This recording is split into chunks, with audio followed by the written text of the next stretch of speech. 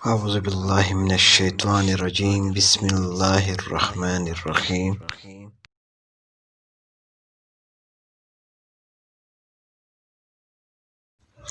ایک خاتون کہتی ہے کہ میں ایک بار اپنے ایک پرانے دوست کو ملنے اس کے گھر گئی۔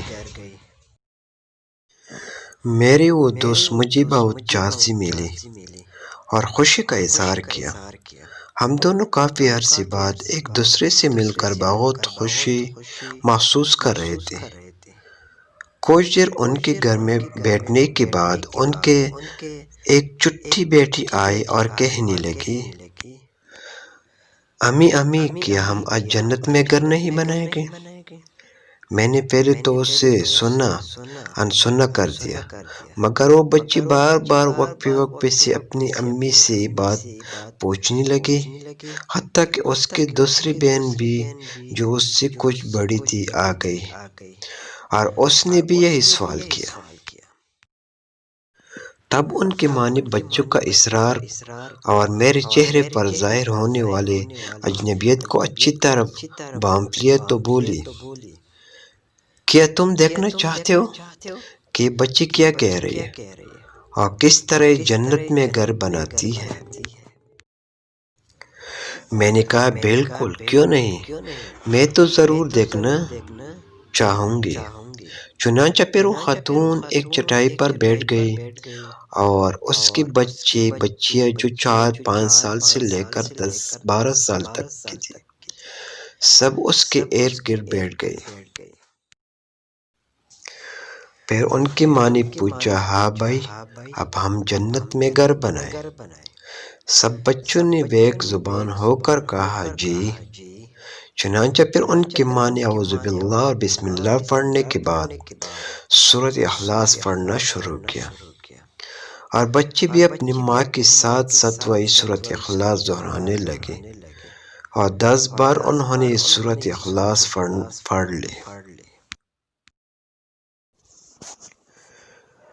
پھر ان کی ماں اپنے بچوں سے بولی، اب یہ بتاؤ کہ آپ اپنے اس محل میں کوئی خزانہ بھی رکھنا چاہتے ہو؟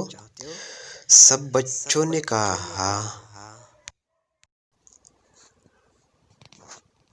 تو پھر ماں نے لا حول ولا قوۃ الا باللہ پڑھنا شروع کیا، اور بچے بھی اپنی ماں کے ساتھ یہی کلمات دہرانے لگے۔ پھر ماں نے پوچھا، ہاں تو اب تم یہ چاہتے ہو کہ رسول کریم صلی اللہ علیہ وآلہ وسلم تمہاری بات کا جواب بھی دے، اور پھر تم قیامت کے دن رسول کریم صلی اللہ علیہ وسلم کے مبارک ہاتھوں سے حوض کوثر سے پیو، اور پھر تم میں کبھی پیاس بھی نہ لگے۔ سب بچوں نے پھر جواب ہاں میں دیا۔ تو اب ماں نے درود شریف پڑھنا شروع کیا، اور بچے بھی اپنی ماں کے ساتھ درود شریف پڑھنے لگے۔ پھر انہوں نے کچھ دیر سبحان اللہ، الحمدللہ، اللہ اکبر اور لا الہ الا اللہ کا بھی ورد کیا۔ آخر میں ان کی ماں نے کہا، ٹھیک ہے بچوں، آج جنت میں گھر بنانے کا کام پورا، اب جاؤ اور اپنا اپنا کام شروع کرو، شاباش۔ مہمان خاتون نے سب کچھ حیرت انگیز نظروں سے دیکھتی رہی۔ جب وہ اس عمل سے فارغ ہو گئی تو میزبان خاتون کہنے لگی،